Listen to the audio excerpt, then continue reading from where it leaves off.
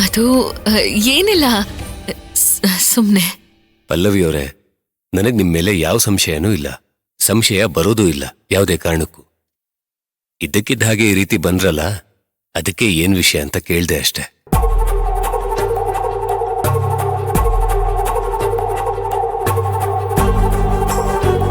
ವಿಕ್ರಾಂತ್ ಅವರು ನಾನು ಹೇಳೋವರೆಗೂ ಬಿಡೋ ಹಾಗೆ ಕಾಣಿಸ್ತಿಲ್ಲ.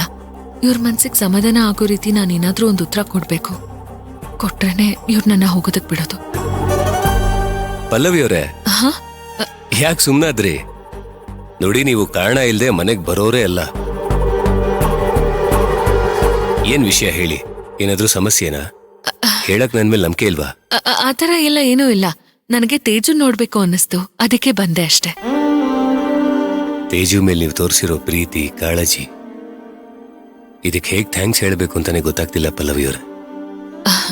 ಇದೇನ್ ಮಹಾ ವಿಷಯ ವಿಕ್ರಾಂತ್ ಅವ್ರೆ. ಅನು ನಾಪತ್ತೆ ಆದಾಗ ನೀವ್ ನನ್ ಜೊತೆನೆ ಇದ್ರಿ ಅಲ್ವಾ? ಯಾಕಿದ್ರಿ ಹೇಳಿ? ನಿಮಗೂ ಅನು ಮೇಲೆ ಕಾಳಜಿ ಇದೆ ಅಲ್ವಾ? ಹಾಗ್ ನೋಡಿದ್ರೆ ನಾನ್ ನಿಮ್ಗೆ ತುಂಬಾ ಥ್ಯಾಂಕ್ಸ್ ಹೇಳ್ಬೇಕು.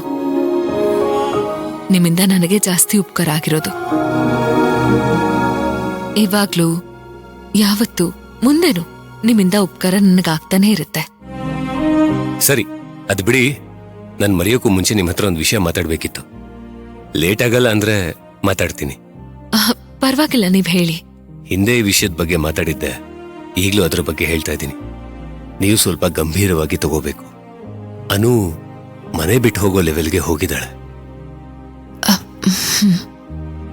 ಹೌದು. ಯಾರೋ ತುಂಬಾ ನೀಟಾಗಿ ಅವಳಿಗೆ ಬ್ರೈನ್ ವಾಶ್ ಮಾಡ್ತಾ ಇದ್ದಾರೆ. ಅವಳು ತುಂಬಾ ಒಳ್ಳೆ ಹುಡುಗಿ, ಆದ್ರೆ ಅವಳ ಮನ್ಸಲ್ಲಿ ಕೆಟ್ಟ ಯೋಚನೆಗಳು ಬರೋ ಹಾಗೆ ಮಾಡ್ತಾ ಇದ್ದಾರೆ. ನಾವು ಅದ್ಯಾರು ಅಂತ ಮೊದಲು ಕಂಡು ಹಿಡಿಬೇಕು, ಇಲ್ಲಾಂದ್ರೆ ಅನುಗ್ ತುಂಬಾ ತೊಂದರೆ ಆಗುತ್ತೆ.